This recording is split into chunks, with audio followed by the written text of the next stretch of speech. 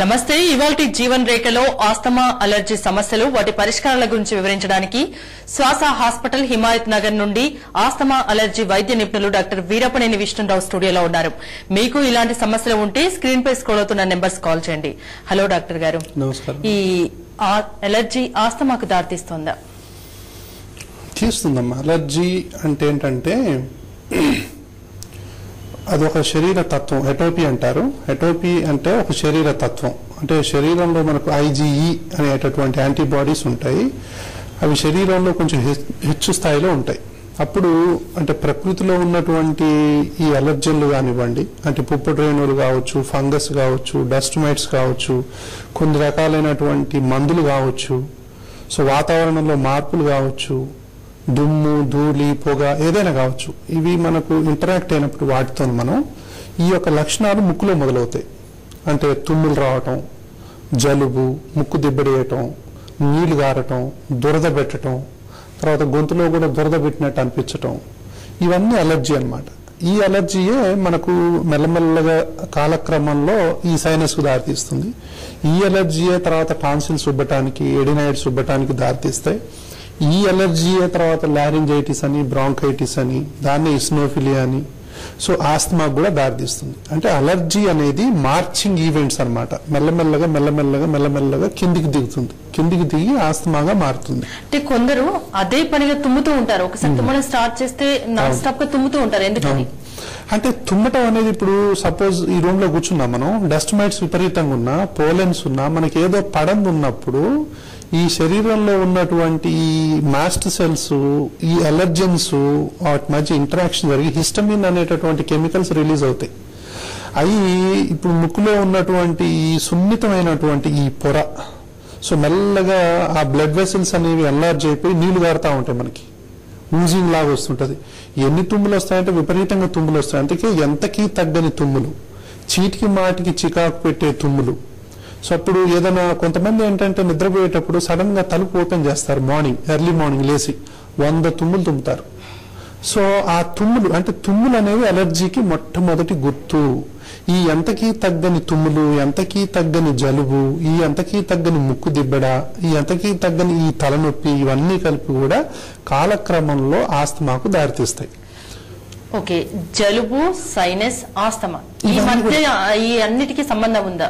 Yes. ఇప్పుడు allergic rhinitis అంటాం అమ్మా. అలర్జిక్ రైనైటిస్ అంటే ముక్కులో ఉండేటటువంటి సున్నితమైనటువంటి ఈ మ్యూకస్ మెంబ్రేన్ థిక్ అవుతుంది. అంటే ఈ విధంగా ఉబ్బుతుంది అన్నమాట ముక్కులో ఉన్నటువంటి. దీన్ని పెరినియల్ రైనైటిస్ అంటారు, సీజనల్ రైనైటిస్ అని కూడా అంటారు. సీజనల్ అలర్జిక్ రైనైటిస్ అంటే సీజన్ లో వచ్చేది, మనకు పుప్పొడి రేణువులు ఉన్నప్పుడు కానీ అట్లప్పుడు కానీ. పెరినియల్ అంటే 365 రోజులు ఉంటుంది. అంటే ఇప్పుడు ఇంట్లో డస్ట్ మైట్స్ ఉండొచ్చు, ఇంట్లో కాక్రోచ్లు ఉండొచ్చు, మనం నివసించేటటువంటి ప్రాంతాన్ని బట్టి ఈ ముక్కులు ఎప్పుడు కూడా ఎర్రగా వాచిపోయి ఉంటాయి. సో ముక్కు కదిలిస్తే తుమ్ములు వస్తాయి కొంతమందికి. అంటే ఇది అలర్జిక్ రైనైటిస్ అంటాం. సో దీని ముక్కులో ఉన్నటువంటి ఊపిరి, ఈ పొర అనేది, ఈ మ్యూకస్ మెంబ్రేన్ అనేది ఎర్రగా వాయటం, మందంగా తయారవటం, తర్వాత అందులో నుంచి ఊజింగ్ లాగా మాటికి నీరు గారటం, కొంతమంది చిక్కగా ద్రవాలు కారటం అనేది జరుగుతూ ఉంటుంది. సో ఈ విధంగా ఇది బ్లాక్ అయినప్పుడు గాలి పీల్చడం, వదలటం అనేది చాలా కష్టం అయిపోతుంది అనమాట. దీన్నే మనం జలుబు అంటాం. 365 రోజులు కొంతమంది ఎప్పుడు చూసినా జలుబు ఉంది అంటారు. జలుబు అంటే కామన్ కోల్డ్. ఈ కోల్డ్ అనేది ఎంతకీ తగ్గని కోల్డ్ అలర్జిక్ రైనైటిస్, ఎంతకీ తగ్గని కోల్డ్ సైనసైటిస్ ఉండొచ్చు. ఈ ఎంతకీ తగ్గని కోల్డ్, ఈ జలుబు, ఇవన్నీ కూడా ఈ సైనస్, తర్వాత ఈ తుమ్ములు, ఈ దగ్గు, ఈ ఆయాసం, ఇవన్నీ కలిపి ఒక జాతికి సంబంధించినవే. ఇవన్నీ కలిపి ఆస్తమాకు దారితీస్తాయి. ఫైనల్ ఇంకోటి, పిల్లల్లో ఆస్తమాకి కారణాలు ఏంటి? పిల్లల్లో అంటే శరీర తత్వం అన్నమాట. అంటే తల్లిదండ్రుల్లో ఎవరికైనా అలర్జీ ఆస్తమా లక్షణాలు ఉన్నాయనుకోండి, ఇప్పుడు నేను చెప్పినటువంటి తుమ్ములు కానివ్వండి, జలుబు కానివ్వండి, దగ్గు కానివ్వండి, ఏ పని చేసినా ఆయాసపడటం, అంటే ఇంటి పని చేసినా కూడా తొందరగా అలసిపోవటం, మెట్లెక్కి తలిసిపోవటం, కొంచెం అటు ఇటు నడిచినా అలసిపోవటం, ఇల్లు దులిపితే తుమ్ములు రావటం, ఇది వంట చేసేటప్పుడు కూడా తుమ్ములు రావటం, ఈ లక్షణాలు తల్లికి ఉన్నాయనుకోండి, సపోజ్ తండ్రికి కూడా ఇదే లక్షణాలు ఉన్నాయనుకోండి, ఆ పిల్లల్లో ఈ లక్షణాలు రావచ్చు. అంటే వంశపారంపర్యంగా సంక్రమించేటటువంటి శరీర తత్వం అనేది చాలా ఇంపార్టెంట్, జీన్స్.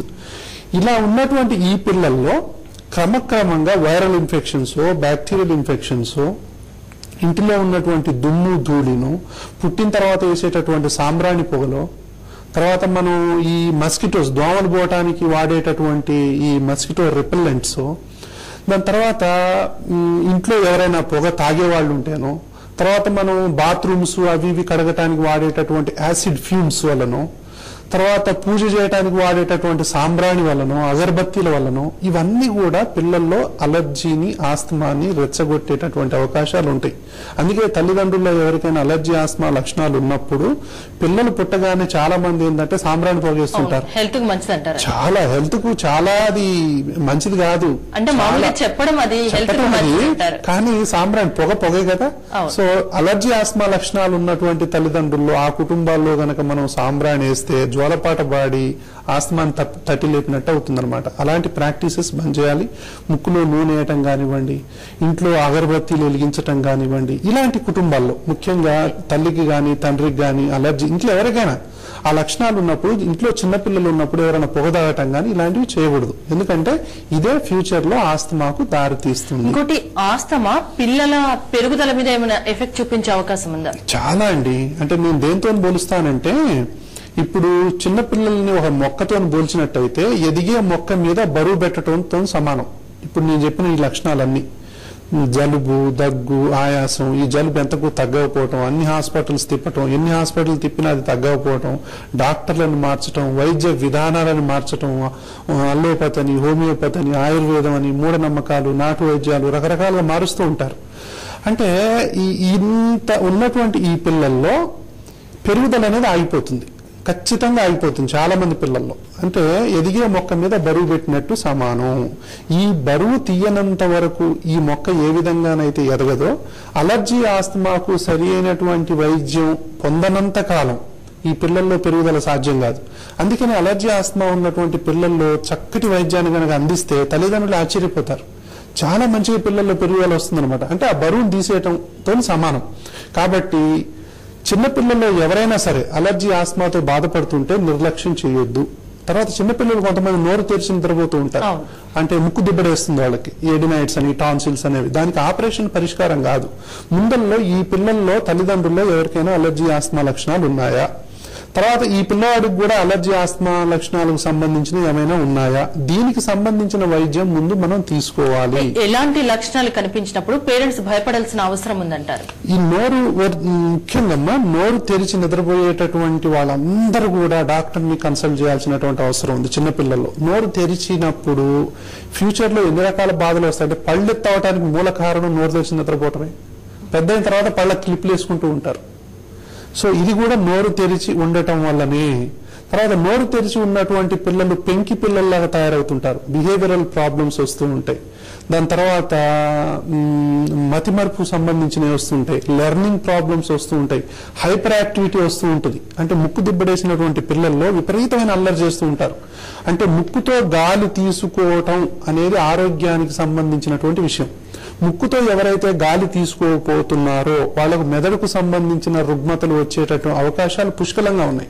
అందులో అది అటెన్షన్ డెఫిసిట్ డిజార్డర్ అని చెప్పి ఈ మధ్య చాలా తరచుగా వింటున్నాం అనమాట. అంటే చిన్నపిల్లల్లో మాటికి అల్లరి చేయడం ఇవన్నీ. కాబట్టి తల్లిదండ్రులు ఏం చేస్తారంటే, ఈ నోరు తెరిచి నిద్రపోయే పిల్లల్లో బలవంతంగా పోయి నోరు మూస్తారు. ఎందుకు అలా నోరు తెరుచుకొని ఉంటున్నావు, నోరు మూసుకో అంటారు. పిల్లలు వీళ్ళ బాధలు పడలేక వాళ్ళు కాసేపు తల్లిదండ్రుల ముందు నోరు మూసుకుంటారు. మళ్ళీ తర్వాత నోరు మూసుకుంటే గాలి ఆడదు కదా, మళ్ళీ పక్క పోయి నోరు తెరిచి గాలి పీలుస్తారు. అంటే మాటికి పిల్లల్లో, అంటే చాలా మంది పిల్లలు చూస్తూ ఉంటాం, జలుబు చేస్తూ ఉంటుంది, ఎప్పుడు ముక్కు గారుతూ ఉంటుంది. అంటే స్కూల్కి వెళ్తేనే ఇంకోరు పిల్లల నుండి వస్తుంది, ఎప్పటికీ ఇట్లానే ఉంటుంది అని కొందరు అనుకుంటారు. అదే తప్పు. అంటే మాటికి జలుబు చేయటం, మాటికి నోరు తెరిచి నిద్రపోవటం, నైట్ పూట గురక పెట్టడం చిన్నపిల్లలు కూడా. అంటే వాళ్ళు స్వేచ్ఛగా చక్కగా ప్రశాంతంగా నిద్రపోలేరు, కదులుతూ. కొంతమంది పిల్లలు అయితే ఉలికి పడతారు, ఇలా ఆ నిద్రపోయేటప్పుడు అని ఉలికి పడతారు. ఆ ఉలికి పడటం అనేది చాలా ప్రమాదకరం. దాన్ని ఓఎస్ఏ అంటాం, అబ్స్ట్రక్టివ్ స్లీప్ యాప్నియా అంటాం. అది చిన్నపిల్లల్లో కూడా ఉంటుంది. అది అయితే ఇంకా చాలా డేంజర్స్ కు దారితీస్తుంది అనమాట. కాబట్టి ఎవరు కూడా నోరు తెరిచి నిద్రపోయే పిల్లల్ని కానీ, ముక్కు దిబ్బడేస్తుంది, ముక్కుతోని గాలి పీల్చడం కష్టం అవుతుంది అనేవాళ్ళు కానీ నిర్లక్ష్యం చేయొద్దు. సరి అయినటువంటి వైద్య నిపుణుని సంప్రదించి అలర్జీ, ఆస్తమాకు సంబంధించినటువంటి లక్షణాలు ఏమైనా ఉన్నాయా, తల్లిలో కానీ తండ్రిలో కానీ లేకపోతే తల్లి సైడ్ వాళ్ళకు కానీ తండ్రి సైడ్ వాళ్ళకు కానీ ఎవరికైనా ఉన్నాయా, ఇవన్నీ లక్షణాలు తెలుసుకొని వాళ్ళకు సరైనటువంటి వైద్యాన్ని కనుక మనం అందించినట్లయితే ముక్కు చక్కగా ఓపెన్ అవుతుంది, నోరు మూసుకొని చక్కగా నిద్రపోతారు. అంటే మంచి ట్రీట్మెంట్ ఉంది. నేసల్ స్ప్రేస్ ఉన్నాయి. అలర్జీ ఆస్మాకు సంబంధించినటువంటి అత్యాధిక వైద్యం ఎప్పటి నుంచో అందుబాటులో ఉంది. అయితే 100 మంది నోరు తెరిచి నిద్రపోతున్న పిల్లల్ని మనం తీసుకుంటే కనీసం 2-3 కూడా వైద్యం జరగట్లా. అంటే 100కి 90 మంది నోరు తెరిచి అలాగే నెగ్లెక్ట్ చేసేస్తున్నాం. తర్వాత ఫ్యూచర్ లో వీళ్లకు ముఖం షేప్ మారిపోద్ది. దాన్ని ఎడినాయిడ్ ఫేసెస్ అంటాం, ఫ్రాగ్ ఫేసెస్ అంటాం. అంటే వాళ్ళ యొక్క ముఖ కవళికలే మారిపోతాయి. పాపం ఈ దవడ చిన్నగా అయిపోతుంది, ఈ పళ్ళు ఇప్పుడు ఇలాంటి మామూలుగా నోరు తెరిచి నిద్రపోవడం అంటే కామన్ గా చిన్న విషయం అనుకుంటారు. ఇన్ని అనర్థాలకు దారితీస్తుంది చాలా మందికి తెలియకపోవచ్చు. చాలా మందికి తెలియలేదు. అందుకే నేను ప్రతిదారి ఎప్పుడు చెప్తానంటే, ఎవరైనా సరే నిద్రపోతున్నారంటే నిద్ర అనేది ఆరోగ్యానికి సంబంధించినంత వరకు అత్యంత ముఖ్యమైనటువంటి గుర్తు. పిల్లలు గాని పెద్దలు గాని సరిగ్గా నిద్రపోలేకపోతున్నారు అంటే వాళ్ళ ఆరోగ్యం ఎక్కడో దెబ్బతిన్నట్లే అర్థం. చిన్నపిల్లలు ప్రశాంతంగా కొట్టినా కూడా లేవనంత నిద్రపోవాలి. వాళ్ళు మాటికి ముసులుతున్నారు, అటంటున్నారు ఇటంటున్నారు, ముక్కు గాలి పీల్చలేక ఇబ్బంది పడుతున్నారు అంటే మాత్రం దాన్ని నిర్లక్ష్యం చేయకూడదు. కొంతమంది నోరు తెరిచి నిద్రపోతుంటే బలవంతంగా పోయి నోరు మూస్తారు నైట్ కూడా. ఎంత ప్రమాదం. ముక్కులో అడ్డం ఉన్నప్పుడు ఆ అడ్డాన్ని తీయకుండా మనం నోరు మూసేస్తే గాలి ఎలా ఆడుతుంది? కాబట్టి ఇవన్నీ చాలా సున్నితమైనటువంటి విషయాలు. ఇదంటే తెలియకనమాట. తల్లిదండ్రులకు ఈ విషయం పట్ల అవగాహన లేక, ఇప్పటిదాకా ఎవరు అవగాహన కలిగించక ఈ విషయం అనేది ఒక కామన్ ఇష్యూ అయిపోయింది. అంటే నోరు తెరిచి నిద్రపోవటం చాలా మంది, అది ఇందులో కూడా ఆశ్చర్యం ఏంటి? ఇది కూడా ఒక వైద్యానికి సంబంధించినటువంటి సమస్యనా? అంత ఈజీగా తీసుకుంటారు చాలా మంది. చాలా కొత్త విషయాలు చెప్తున్నారు. కాల్ రిసీవ్ చేసుకుందాం. కాల్ నాగమణి విజయవాడ నుండి. నాగమణి గారు మాట్లాడండి. అవునండి, మా మమ్మీకి 45 years అండి. ముక్కులో నుంచి ఒక్కొక్క డ్రాప్ కారుతూ ఉండేదండి. ఓకే. అది జలుబు అనుకొని మామూలుగా ఇంగ్లీష్ మెడిసిన్స్ వాడాము. ఓకే. అది ఇంకా తగ్గట్లేదు, హెవీగా కారుతున్నాయి. సైడ్ కి పొనుకుంటే ఎక్కువగా కారిపోతూ ఉండేవి. బాత్రూమ్ కి అది వెస్ట్రన్ మోడల్ లో వెళ్ళాలని చెప్పారు. మంచం కింద ఇటుకరాలే పెట్టుకోవాలని చెప్పారు. అంటే ఏంటి లక్షణాలు ఏంటమ్మా? తుమ్ములా, జలుబా, ముక్కు దిబ్బ? ఏమీ లేవండి, జస్ట్ మామూలు జలుబు, నీళ్లు కారుతా ఉంటది రైట్ సైడ్. ఒట్టిగా ముక్కులో నీళ్లు కారుతాయి, తుమ్ములు లేవు, జలుబు ఏమీ లేవు? తుమ్ములు ఏం లేవు అసలు. ఎప్పుడు డస్ట్ అలర్జీ గానీ అది గానీ లేదా? ఏమీ లేదండి అసలు. కాకపోతే అని సౌండ్ వస్తున్నట్టు అంటదండి ముక్కు. ఎంత ఏజ్ అమ్మా? 45 years ఉంటాయండి. చూడండి, ఇప్పుడు ఈ లక్షణాలు కనుక ఏమీ లేనట్లు సిఎస్ఎఫ్ రైనోరియా అని ఉంటుంది. అంటే మెదడుకు సంబంధించినటువంటిది కూడా ఒక్కోసారి సిఎస్ఎఫ్ రైనోరియా చాలా డేంజరస్. ఏమి లక్షణాలు ఉండవు, ఒట్టిదే నీళ్లు గారుతూ ఉంటాయి. దీనికి సంబంధించినటువంటి ఈఎన్టీ సర్జన్ కనుక కలిసినట్టయితే వాళ్ళు దానికి సంబంధించినటువంటి పరిష్కారం చూపిస్తారు. ఇంకోటి ఆస్తమా, అలర్జీ, సైనస్ గురుకకు దారితీసే అవకాశం ఉందా? చాలా అండి. అసలు వీటన్నిటి మధ్యన అవగాహన అంటే ఇవన్నీ కూడా ఒక జబ్బుకు సంబంధించినటువంటి ఒక్కొక్క లక్షణం. ఇప్పుడు జలుబు ఉందనుకోని ఒక ఆకు, ఆస్తమా ఉంది అది ఇంకొక ఆకు అనుకుందాం, గురక ఉంది ఇంకొక ఆకు, ఎడినాయిడ్స్ ఒక ఆకు, టాన్సిల్స్ ఒక ఆకు. ఇవన్నీ గనక మనం ఆకులతో పోల్చినట్లయితే ఈ ఆకులన్నీ కొమ్మల ద్వారా ఒక రూట్ కనెక్ట్ అయి ఉంటాయి. రూట్కు గనక మనం మందేస్తే జలుబు, దగ్గు, ఆయాసం, గుర్రక అని తగ్గిపోతాయి. అయితే మనం ఏం చేస్తాం? ఆకుకు మందేస్తూ ఉంటాం. అంటే తుమ్ములు ఉన్నాయనుకో, తుమ్ములకు సంబంధించి ఒక ఆకు దానికి మందు, ఆస్తమా అంటే ఒక ఆకు దానికి ఒక మందు, గురక అంటే ఒక ఆకు దానికి ఒక మందు, ఇక కళ్ళ దురద ఉంటే దానికి ఒక ఆకు అదొక మందు, చర్మం మీద దురద ఉంటే దానికి ఒక ఆకు అనుకుందాం దానికి ఒక మందు. అలా కాదు, ఇవన్నీ కలిపి కూడా ఓవరాల్ గా మనకు ఒక రూట్ అంటే వేరుకు కనెక్ట్ అయి ఉంటాయి. వేరుకు గనక మనం మందేసినట్లయితే ఆకులన్నీ పచ్చబడి ఆకులన్నీ ఆరోగ్యంగా ఏ విధంగానైతే మారతాయో అలాగే మనకు అలర్జీ ఉన్నా, సైనస్ ఉన్నా, ఆస్తమా ఉన్నా, గొంతులో పచ్చి ఉన్నా, ఎడినాయిడ్స్ ఉన్నా, టాన్సిల్స్ ఉన్నా, బ్రాంకైటిస్ ఉన్నా, ఇసినోఫిలియా ఉన్నా, డస్ట్ ఎలర్జీ ఉన్నా, దీనికి ఒక 100 పేర్లు ఉన్నాయి. ఈ 100 పేర్లని మనం ఏమనుకుంటున్నామంటే 100 జబ్బు లక్షణాలను అనుకుంటున్నాం. ఈ 100 జబ్బు లక్షణాలను పట్టుకొని 100 జబ్బులుగా మనం వాటిని డివైడ్ చేసాం. ఈ 100 జబ్బులకు 100 రకాల మందులు ఇస్తున్నాం. ఈ 100 రకాల మందులతోనే 100 రకాల కాంప్లికేషన్స్ వస్తాయి. కొంతమంది మెట్లు ఎక్కితే ఆయాసం వస్తుంది, అది ఆస్తమా లక్షణం, ఎక్సర్సైజ్ ఇండ్యూస్డ్ ఆస్తమా అంటాం. మనం గుండె జబ్బు అనుకుంటాం, గుండె జబ్బు అని పోయి గుండెకు సంబంధించిన ఆపరేషన్ చేయించుకున్న వాళ్ళు కూడా ఉన్నారు.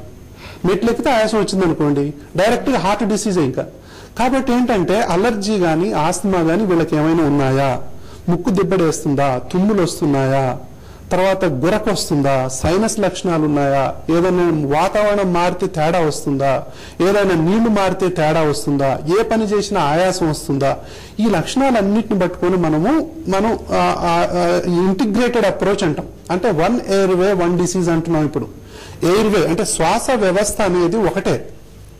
ఈ ఒక వ్యవస్థలో నుంచి 100 జబ్బులు వస్తున్నాయి. అందులో ఒకటి గురక.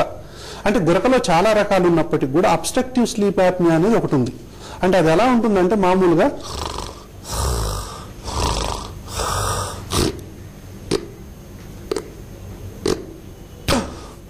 అంటారు. అది అబ్స్ట్రక్ట్ అంటే 10 సెకండ్ల పాటు గురక ఆగిపోద్ది. అంటే ఈ శ్వాస అనేది ఆగిపోద్ది. దాన్ని యాప్నియా అంటాం. ఇప్పుడు అబ్స్ట్రక్టివ్ స్లీప్ యాప్నియా అంటే అబ్స్ట్రక్షన్ తోని నిద్రపోయేటప్పుడు టోటల్ శ్వాస వ్యవస్థ మూసుకొని పోతుంది. మూసుకొని పోయినప్పుడు లోపలికి ఆక్సిజన్ పోదు, బయటికి కార్బన్ డైఆక్సైడ్ పోదు. 10 సెకండ్లు అయిపోయిన తర్వాత మనిషి ఉక్కిరిబిక్కిరి అయిపోతాడు. ఉక్కిరిబిక్కిరి ఒక్కసారి ఎక్స్ప్లోజివ్ సౌండ్ తోని ఇలా వస్తుందన్నమాట. ఒక్కసారి సింహగర్జన చేసినట్టు వస్తుంది. ఎగ్జాంపుల్స్ బాగా చెప్తున్నారు డాక్టర్ గారు. మరింత డిస్కస్ చేసే ముందు గురక గురించి పర్టికులర్ గా ఒక షార్ట్ బ్రేక్ తీసుకుందాం. చూస్తూనే ఉండండి TV1.